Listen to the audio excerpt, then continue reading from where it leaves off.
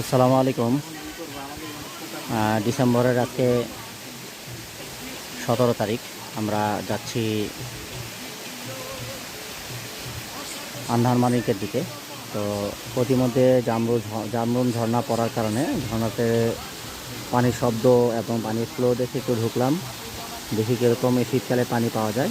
আপনারা এই জামরুন ঝর্ণা দেখছেন, এটা নিচের স্টেপ,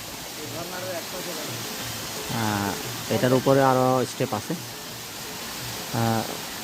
আমার মতে শীতকাল হিসেবে পানি খুবই ভালো। অনেক সময় বৃষ্টি না থাকার কারণে বর্ষাকালেও পানি থাকে না।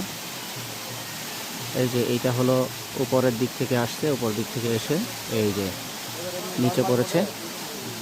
তো আপনাদেরকে জামরুন ঝর্ণা শীতকালে দেখালাম। আমাদের সাথে থাকবেন, দোয়া করবেন। আসসালামু আলাইকুম।